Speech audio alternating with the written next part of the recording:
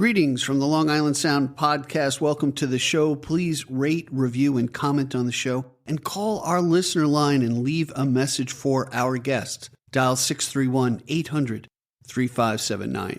All right, enjoy the show.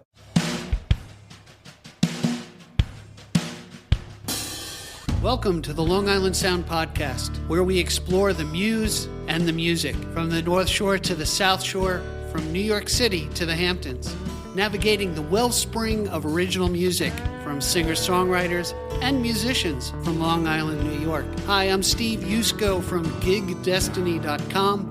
Stay tuned as we explore the Long Island Sound. I was intrigued about today's guest and his method to unlock new doors, which seems to be the key to music discovery and collaborative relationships. Robert Bach and his wife Chrissy formed the band The Locksmiths. In this episode, I've discovered new music and a gateway to new communities of musicians. Let's have a listen to their original song, Nashville.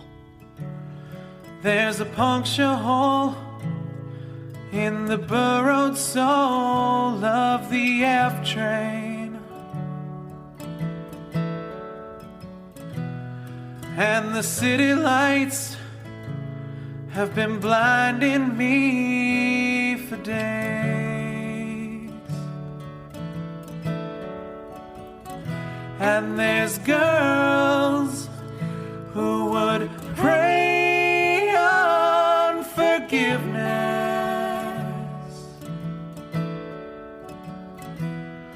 at the altar of a 42nd Street parade.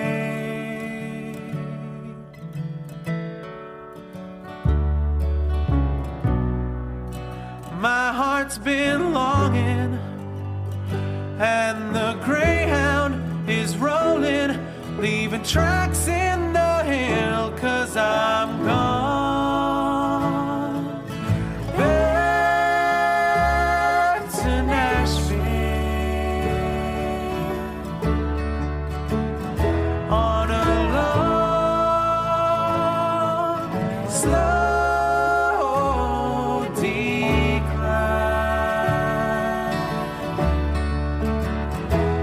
I'm gone back to Nashville,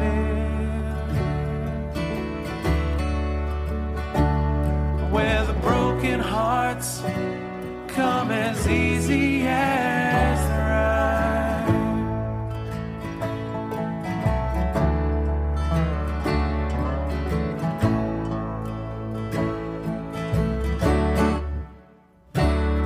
Now the junkie's down at the Opry, drown in exile, and the honky-tonks pour their holy taunts of chant, and the ghosts sitting high at the Ryman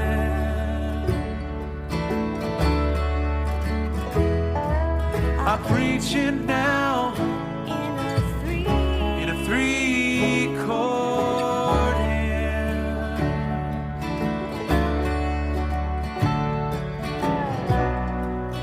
I can't keep stalling, 'cause it's calling, calling. You know that I will. Yes, I'm gone back to Nashville on a long, slow decline. Yes, I'm gone back to Nashville,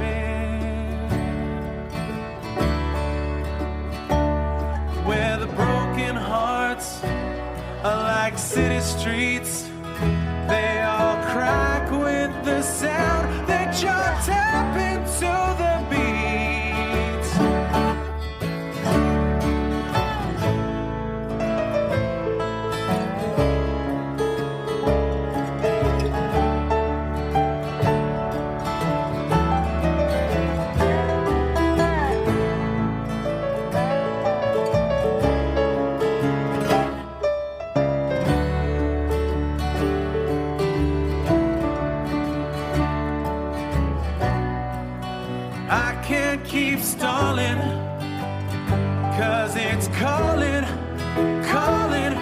the sound.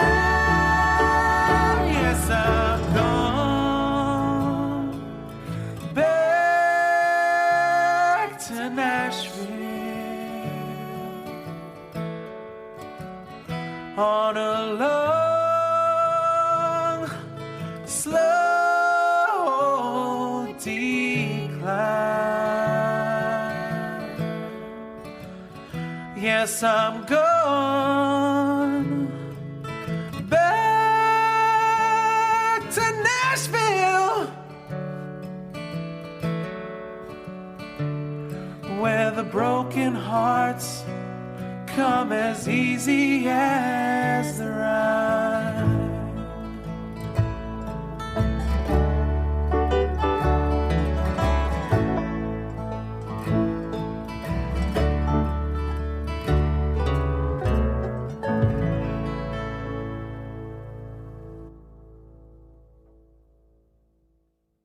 Robert and Chrissy met in 2010 through a mutual friend looking to put a band together. And upon falling in love and abandoning that project, the Locksmiths were born. Taking their mutual love of the Beatles as well as their admiration of Americana artists like the band and Gillian Welch, Robert and Chrissy began crafting their own sound. The Locksmiths soon took shape in New York City and have since toured major cities including Nashville, Austin, and Indianapolis. They released their debut album in 2016, backed by Cold Quest and the City Pickers, to positive reviews. And with that, I say welcome to the Long Island Sound Podcast, Robert. Thank you. Thank you for having me. Hey, great to have you here. I listened to your music for the past day, and it's really great. It sounds like so familiar to me. And, I'm getting... I never even knew what the hell Americana was, to be honest with you, but it's a great genre, Not that I'm locking you in. Excuse the pun. That's all right. Americana is like honestly like 15 different genres all kind of clumped up together. You can kind of encapsulate it. So the Locksmiths are you and your wife Chrissy, right? That's correct. That's great. And you started way back, and you've got a great, unique sound with great harmonies. And I'm thinking to myself, as I'm listening to your music, I'm like, I can never sing that well with my wife. we get along on occasion, but I don't know. How does that dynamic work for you in the band, being husband and wife? It could be a little tricky. When we first met, our friend was trying to put a band together. So like our first real encounter was with music. So we like first started singing together before we like actually got to really know each other.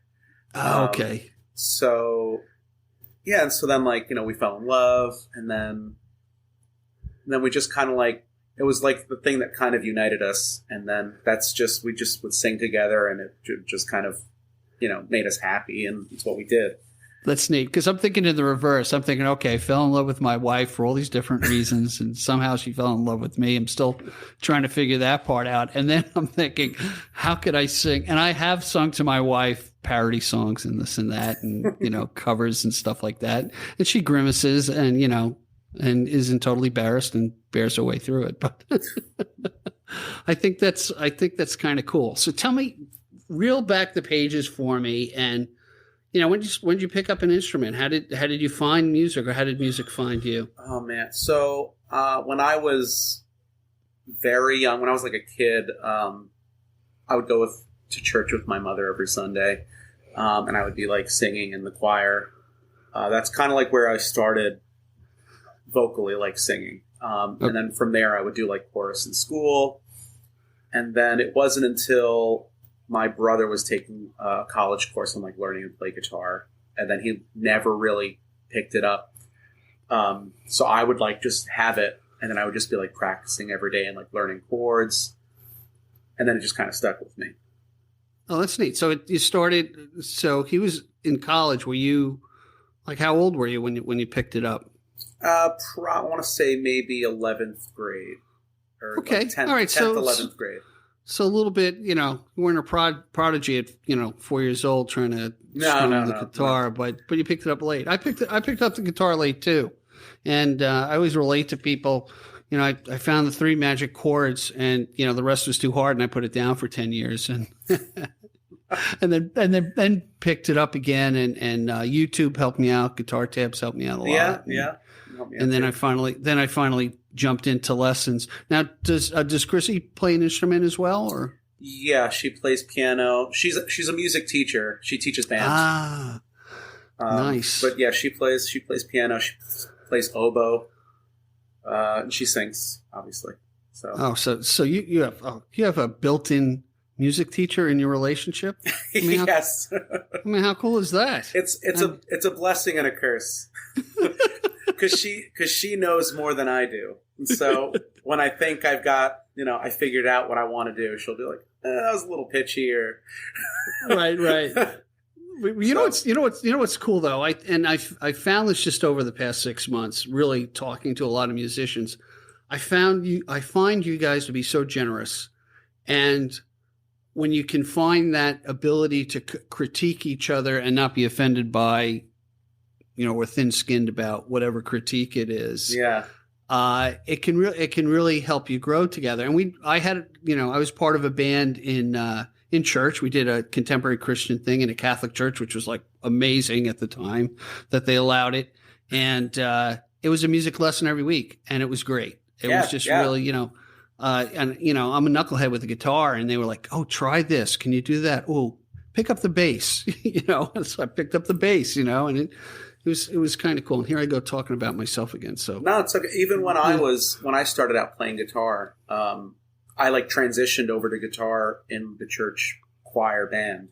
Okay. And that actually became a really good tool because it was kind of a way for me to, basically practice the craft one hour a week at least, and, right. And there was a guy who, was like a father figure who was who knew what he was doing, and he would show me chords, and, he'd be like, "Oh, why don't you try this? Why don't you try that?" And it became a real way to, expand on learning the guitar.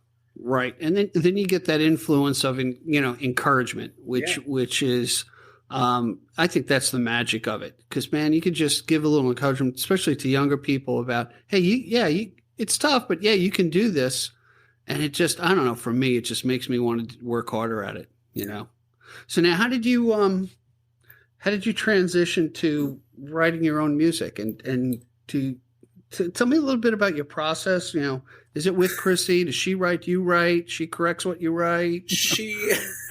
So I didn't really start. Man, it's hard to say because you have these ideas and you kind of form them, and it starts out as a small thing, and you think it's going to become a song, and you're not really sure. So I started, I guess, writing. I want to say maybe towards the end of my high school career. Okay. But I wouldn't say any of those were any good. Right. Looking back, I'm like, oh, what was I thinking? Sure. So I want to say maybe I really didn't start writing in earnest. I want to say maybe till 2005. I want to say.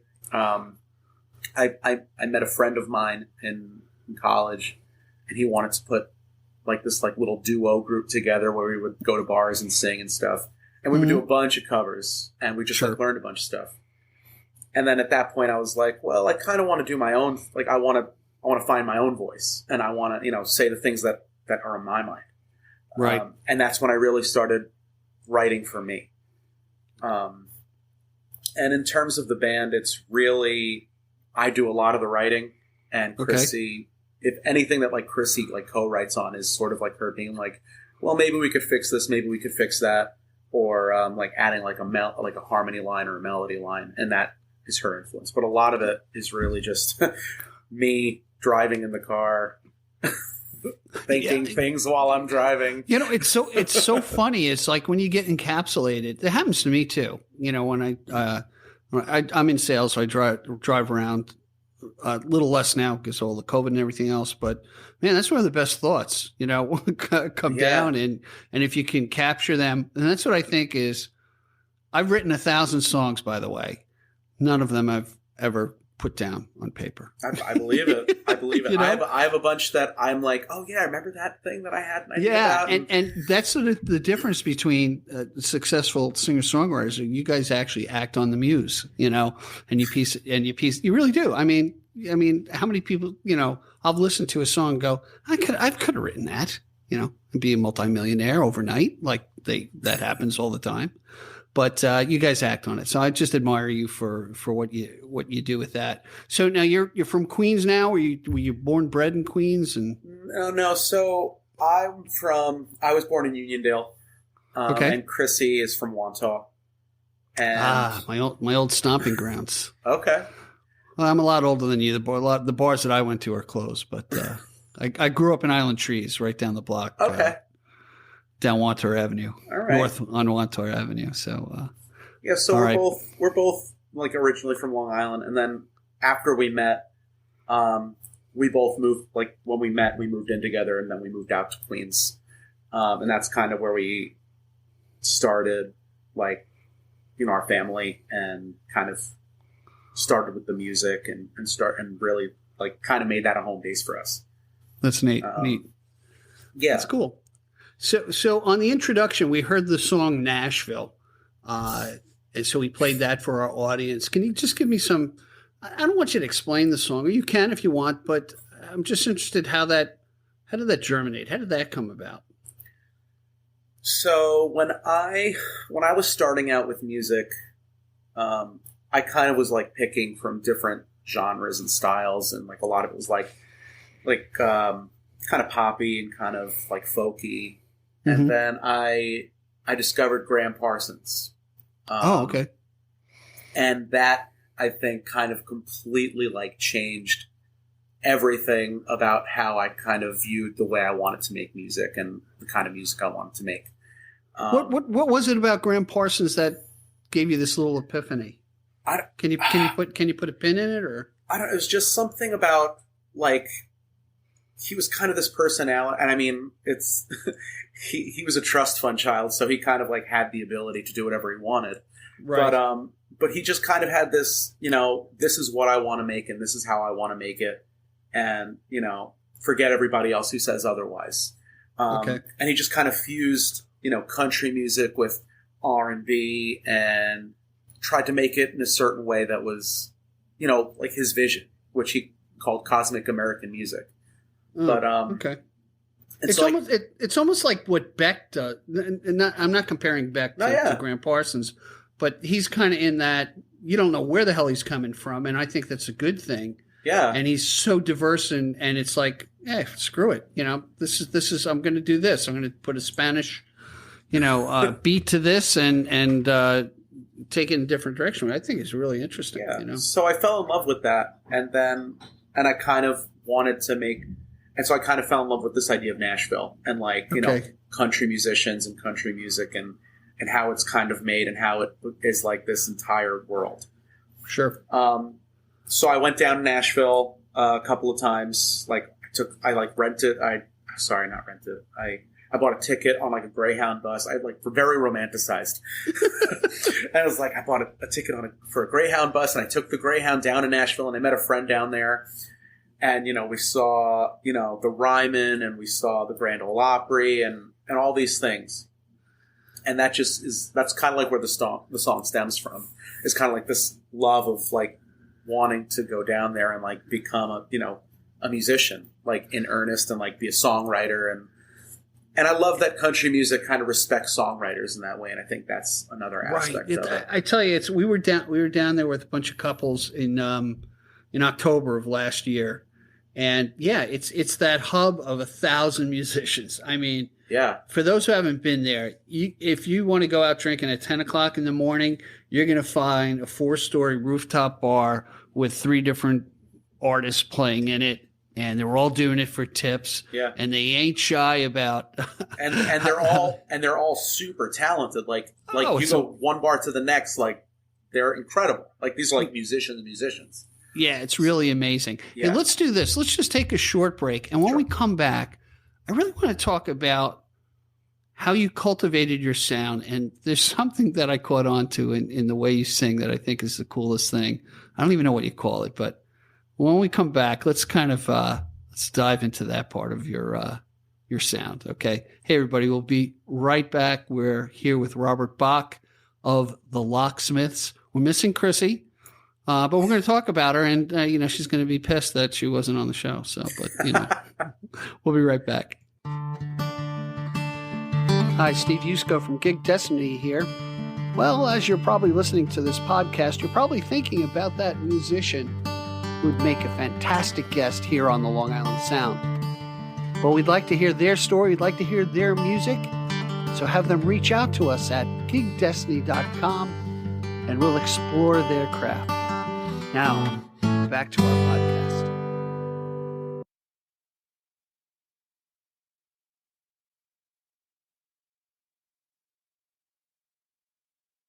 Hey, everybody. We're back with Robert Bach. Missing Chrissy, by the way. Robert's second half of the Locksmiths. And by the way, I just got to throw this in because my daughter's big on puns. And I said, yeah, we're listening to your music. And I said, yeah, I'm doing the Locksmiths. And she goes, I bet they're always in key. I'm like, oh, son of a bitch. There we go. Well, that's kind of how the name of the band Come on. From a pun. Oh, my God. We love you. All right. Forget it. You're in. So that kind of leads into what, in listening to your song, I don't know what you call it, but you jump from one voicing to another. And I'm thinking to myself, because I always think about myself, it's my best subject, my favorite subject, is, man, it's so risky. I could just see myself going off key or whatever, but explain, and people will hear it in the songs that you do, but explain to me what that is. And I think that's kind of, is that something purposeful in the sound you've tried to develop, I guess, is the question. I don't know if it's purposeful in the overall sound, but specifically to that song, it's that, like, you go into the head voice. It's like kind of like a yodel. It's something that Hank Williams actually would kind of do. And I think, like, instinctively, when I was writing the song and when I would be singing it, it was like something that I wanted to do. Okay. To kind of like lean into that Nashville-esque quality of the song. So that's kind of why in that song I'm doing that. Yeah. Because even as I'm listening, and I don't. Let me preface this. I don't like to compare. Hey, you sound just like this or that, but I'm going to take a chance. Sure. I thought about the Jayhawks. I thought about the Lumineers, and I was like, yeah, that's where I guess for me as a listener, I'm part of the audience. That familiarity of your singing style makes me comfortable. I guess you could say. And kind of relaxes me to kind of get into the tune and say, I can get this, and I can get your lyrics, which is cool too. Nice. And that doesn't always happen. It's interesting. Like, so I'm a 61-year-old guy, and I can, they make jokes about us listening to bands we listen to and say, okay, what were the lyrics? And everyone has a twisted version of the lyrics because it was like screamed or whatever, or mumbled, whatever, and then even and you get it wrong. You get it wrong, but now, like, even I'm a big Springsteen fan, but now that he's moved into a lot of acoustic stuff and breaking down his very energetic songs into what I would call digestible bites of music for my ears. Yeah. Now I get it. Now I get it later in life. Because we don't have the big album covers to read all the lyrics like we used to have. Yeah. Back in the day. That's really cool. And then, something else I realized about my sound, I guess. Sorry to kind of jump back into it. No, please. I used to sing more timidly in the sense where if I would be going to my higher register, I would kind of not push so much. Mm-hmm. Right. And so one day somebody told me oh, why don't you throw a little dirt on it to kind of give it a little honesty, a little edge. Yeah. Yeah, and so that kind of allowed me to be oh yeah, I don't have to be so scared. like to try and make it sound like very pristine and perfect. Like the style of music, like we're making rock and roll and like, you know, Yeah, you're not singing it. You're not singing in the church. You're yeah, singing it's not meant to be like, you know, perfect. Like, you know, you could add, like, give it a little edge, little gravel. Yeah, yeah. And I remember another story about Brandy Carlisle when she was putting out her second record. Like, I think the single on it, there's a moment where she goes up to a note, and her voice does like a little crack. Mm-hmm. And she was like, "Oh, I don't know if we should leave that in there." And T-Bone Burnett was like, "It's incredible. Like, he's like, it's honest. It's, you know, it's raw. It's, you know, it's." So I think letting my voice kind of feel around and like the warts and all kind of aspect of the music. It's interesting you say that, because even when I put together episodes of the podcast in post, you know, there are artifacts that come up, the ums and what have yous. And sometimes I'll take some out if it annoys the shit out of me. And I think it's going to annoy the shit out of the audience. Yeah, like another stopgap, and like you start counting them. You know, you can see the wave. You can see the waveform. There it is. It's coming up. But if you think about music as a conversation, and how we talk and how we have ums and stopgaps, and that cracking, it makes it honest. You know, it really makes it honest. And the one of many things that I've observed with singers, at least I'm enamored by singers who can express the things that I'm feeling in a way that I could never express it. And sometimes when it gets raw, emotionally raw, no matter the genre, it raises the hair on your arms, and it gives emotion and makes it personal. You know, it may not be for the artist, but when I'm watching them, I'm thinking, crap, they're going through this emotion, and they very well may be. I don't know. Let me ask you this: you ever get choked up? Oh singing? Yeah. Oh, absolutely. You know, and you know, you can almost, it's like going around that carousel and go, okay, it's coming up. Yeah. You know. Yeah, like there are songs like that you could sing, and like you could sing it like 100 times, and it won't really affect you. But like if you're emotionally there when you're singing it, it'll hit you. Yeah, yeah. And it could really stop you in your tracks. I noticed there's a great video. By the way, for anyone new to the podcast, we do chapter marks. So any things that we mention, you know, the Locksmiths website is going to be listed there, and the different people that we're talking about. But I watched a video on your website where you're on some roof or something. I don't know what song you were singing, but I think you get gravelly at one, or you get more raw at one of the phrasings that I remember. That was old guitar. That's an old guitar. Okay, yeah. so that's hey, let's that's one of the songs you gave me. Yeah. All right. Gee, this is like we didn't even script this. Perfect. Where it's like boom.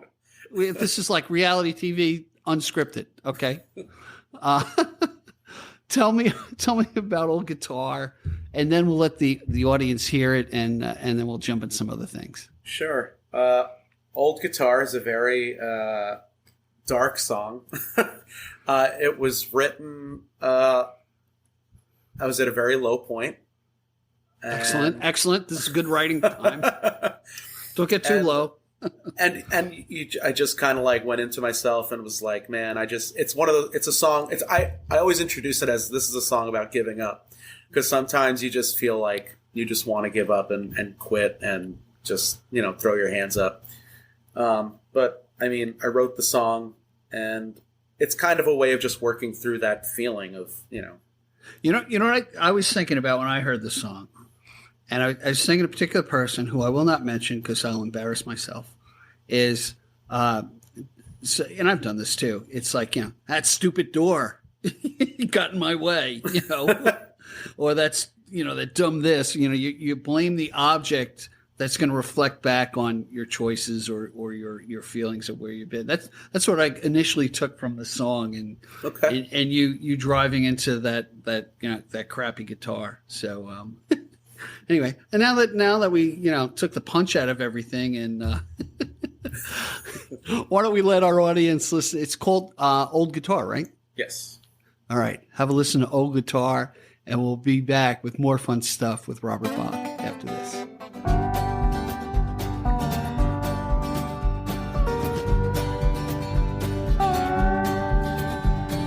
I'm gonna bury this old guitar, I'm gonna bury this old guitar. My new life is about to start, I'm gonna bury this old guitar. Got 2 cracks in its head and neck, made less money than what I've spent, never brought me any self-respect. I'm gonna bury this old guitar, I'm gonna bury this old guitar. And protest songs, they don't mean shit, all got sold to the government. Market bought every last free thought. I'm gonna bury this old guitar. And oh, somewhere in the distance, I'm not gonna lift this ball and chain of 6 strings anymore. 'Cause I'll find a new way of surviving, one where I'm not trying to walk the crowded highway to your door. So I'm gonna bury this old guitar, I'm gonna bury this old guitar.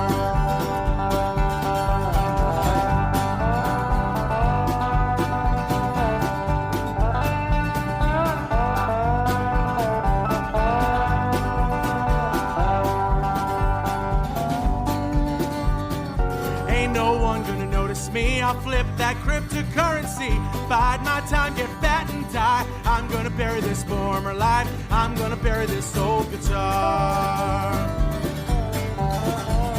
And I heard Leonard Cohen died on the unemployment line. Hallelujah, it's my time, I'm gonna bury this old guitar. And oh, somewhere in the distance, I'm not gonna miss this ball and chain of 6 strings anymore. 'Cause I'll find a new way of surviving, one where I'm not trying to crawl the crowded highway to your door. So I'm gonna bury this old guitar, I'm gonna bury this old guitar. Guess I sing and write just fine. My kid don't eat clever rhymes. This box gets heavier all the time. I'm gonna bury this heart of mine, I'm gonna bury this old guitar. I'm gonna bury this old guitar, I'm gonna bury this old guitar. My new life is about to start, I'm gonna bury this old guitar.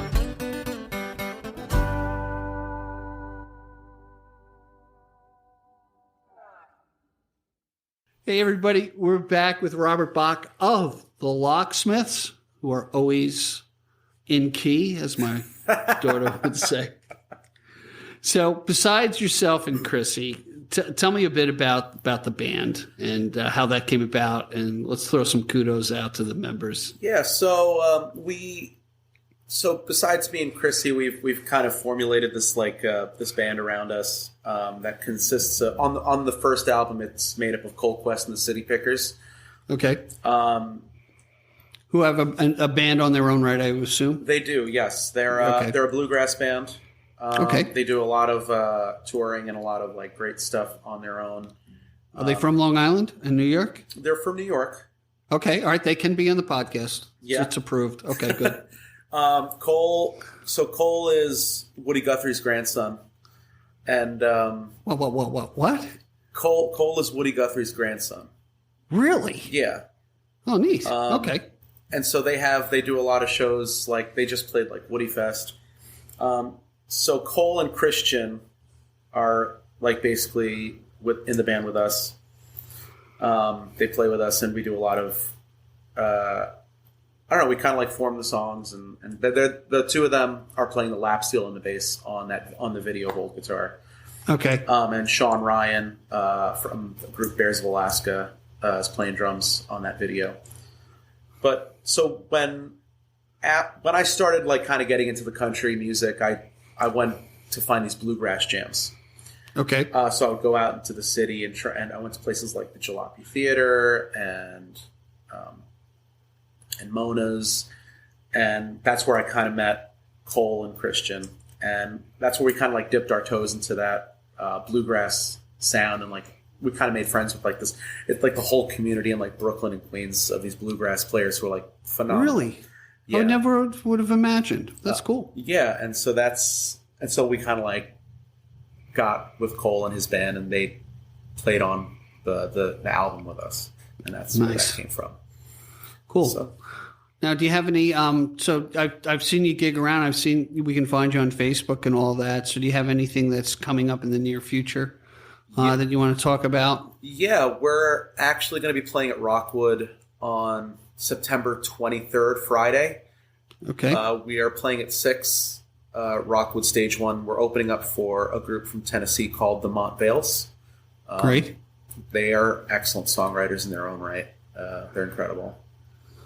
And nice. So that's something we got coming up. And we're going to be, knock on wood, going to be releasing a new EP hopefully before the end of the year. Great. I'm hoping to finish. Yeah, there's so much work in putting stuff together. It's amazing if, and I've only quote dipped my toe to see what people do to get it together, and even this through COVID in the past 2 years, there's been so much creativity, and people have put a lot in. Yeah, I had this plan. I had this like little project that I was trying to do, this EP like early 2020. And so that's when I started doing it. And I was like, oh, it's going to be this little project. And then over time, it just kind of like snowballed into this bigger thing. Mm-hmm. And like 2 years later, I'm like, oh, I'm really hoping I could finish it. So the EP is basically covers of my friends' songs. Oh, neat. Yeah. And so I'm doing songs by my friends, Niall Connolly. Niall Connolly is the head of the Big City Folk Songwriting Community, which is a community of songwriters in New York City. Okay. He's from Ireland, and he knows a lot of like international songwriters and stuff, and they all come. And once like every other week, we'll have like the song club meeting where like songwriters get together and like play like original songs and like. Oh, that's great. And we have song challenges and stuff like that.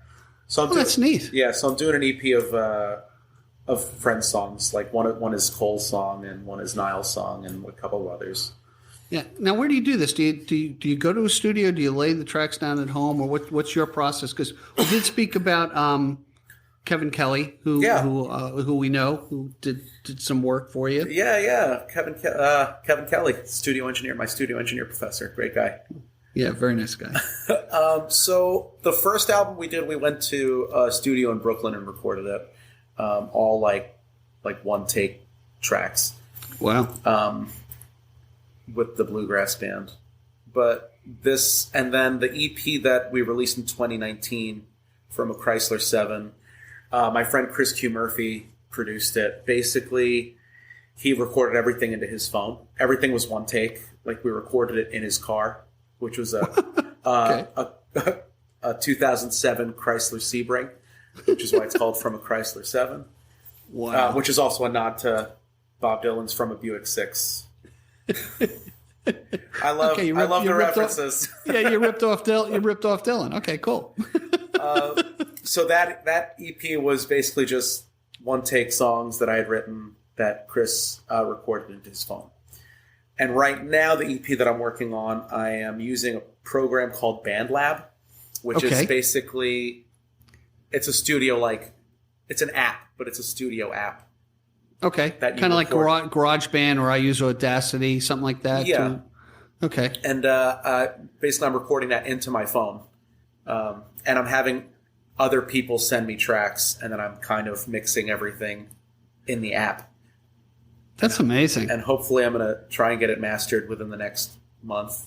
Hopefully, you got to put a date down. You got to put a due date. Yeah, that's I mean, you can't just you can't lollygag here, Robert. I know. You got to get on the shtick. Got to make it happen. No, yeah, that's great. I think that's cool. I mean, if it weren't for I'm constantly talking into my phone as far as recording snippets of this and that, and going back to it. It's a great tool. It's the bat belt of things you can do. It really is. It's one of those things that's where technology is kind of a blessing and a curse at the same time. Right, but you got to have the talent behind it. And after listening to your music, you absolutely do have the talent. Hey, one of the things I thought was cool was and we'll have links to it. The videos I thought were great, especially the rooftop ones and stuff like that. Yeah, who does your videos? Well, that one was recorded. Tell me that was done on a phone. No, that was not. That was actually professionally done. That was from an organization called Beehive Productions. Okay. They do a lot of videos for people in the folk Americana style scene, and they do. Actually, it was with Porch Stomp that they actually help. Is that backwards? I just realized. Oh no! I see it forward on your shirt. In my video, I'm like, oh, it's backwards. Porch Stomp, which is a festival that happens every year on Governor's Island. It's a community and it's an organization, but they help put together the video for that.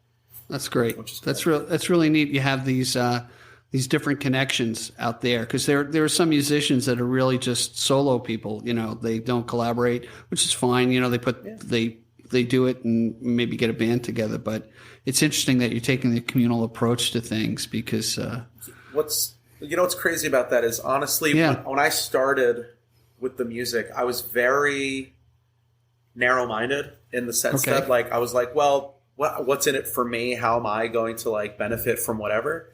Mm-hmm. And then once I started getting into the big city folk community, I became friends with Niall, and I wanted to, like, help out more. And it was a good way of making it less about me and really more about supporting the community and the songwriters around me, where I'm, like, promoting other people's shows and, trying to make a platform for these other performers. Right. And it's good because it kind of eliminates that jealousy idea where you're, like, comparing yourself to, like, so many other artists, and you're like, oh my God, you can go nuts doing that. Yeah, exactly. And so it kind of became a way for me to be like, well, let me focus on what's great about this person. Let me focus on what's great about that person.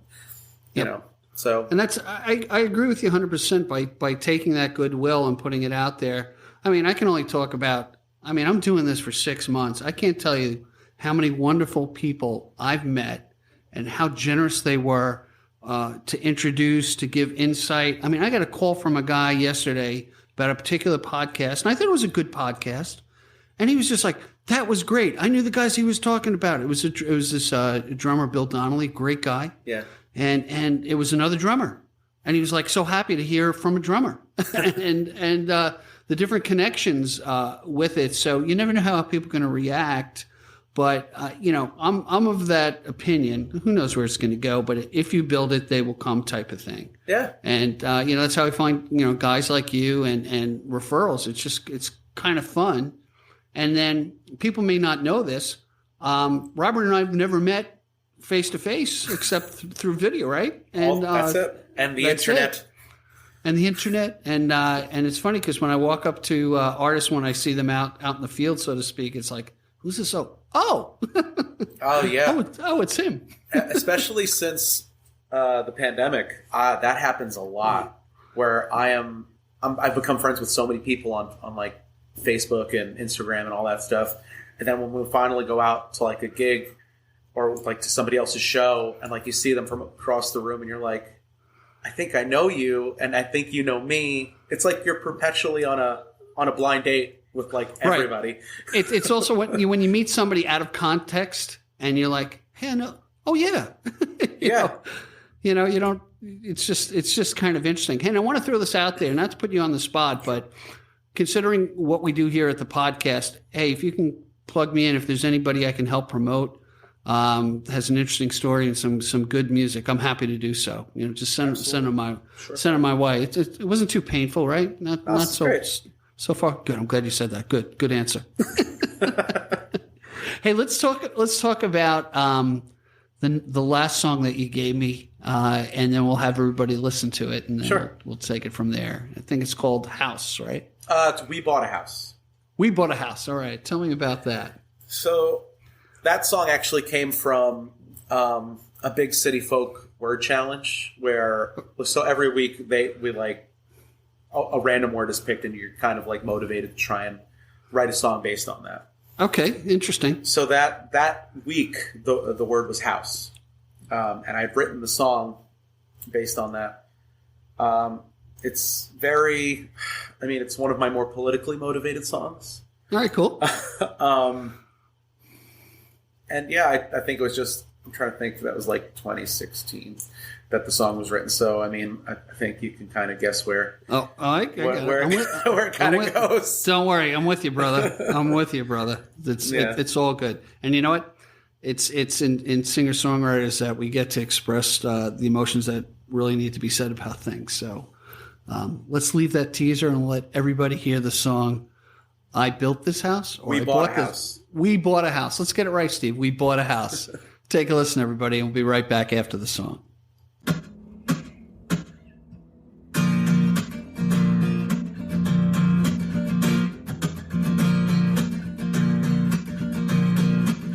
We bought a house.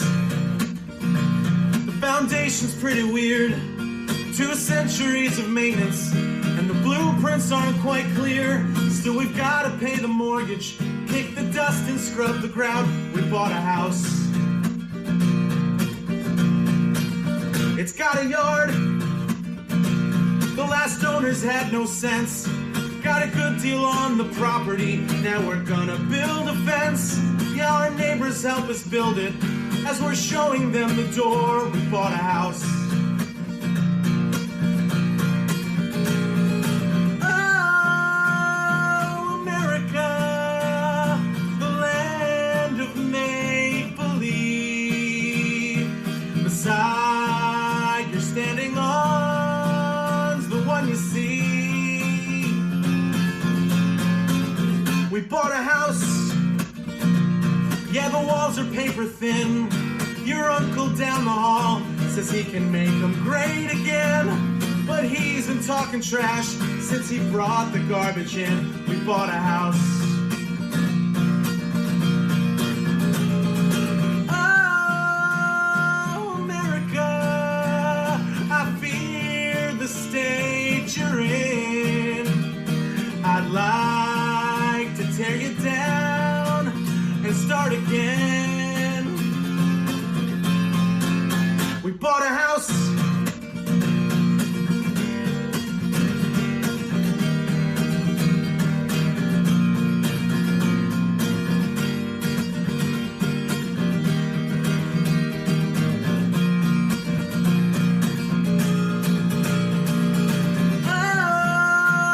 Oh, America, the land of make-believe. The side you're standing on's the one you see. We bought a house. No, we never had a choice. Value of the property is paid for by your voice. So we sacrifice the maintenance to put fabric on the floor. And our comfort is the reason we don't fix things anymore. So I wonder why the hell we're living in this union for. We bought a house. We bought a house. We bought a house. Hey, everybody, we're back. Great song. I really appreciate you sharing with us. I don't really believe there is a Chrissy in the band because we haven't seen her on the podcast. She's But around. If you say, I don't know, you could be doubling your voice in a harmony in post or something. She but, might you be know. a figment of my imagination. Wow, wouldn't that be cool? Man, that creates such a controversy. That'd be really right. We have a split personality. Yeah, I'm Robert and Chrissy. Hey, I got to tell you, Robert, I really enjoyed your time. Thank you. This was fun. This was definitely fun. And our conversation. I really, I want to have you back because I'm really interested in these other communities that you're involved with and how you've networked for the greater good of music. Really, that's what it sounds to me. Thank you. When I get into what I call the city, which is Queens, Brooklyn, and Manhattan, I'm going to hunt you down and wherever you're playing. I definitely want to see you live. Absolutely, definitely. So I look forward to it. I end a lot of my podcasts, not all of them, but this way, and I really appreciate time. And a friend told me, someone else told him, he said, you can account for what's in your bank account, what you own. You can never account for the time you have left on this earth. So the fact that you gave me a little over an hour and prep time for this. I just want to say thank you. I really appreciate it. My pleasure. And hey, everybody, you got to check out the Locksmiths. The music's great. You got just a taste of it, and you got to get working on that LP. All right? I know. So we get some more music. It made you feel guilty. I know. I win. But it's good. It'll put me to work, though. All right. Until next time, peace, everybody. Thank you for joining us today. I appreciate the time you spent with us. Please subscribe and comment and visit us at gigdestiny.com. Till next time, be generous with your joy, keep your spirits high, and let the music take you on a journey. Be well. Peace. Thanks so much for listening. Please rate, review, and comment on the show. We really love to hear from you. And call our listener line at 631-800-3579. Again, thanks so much. Be well.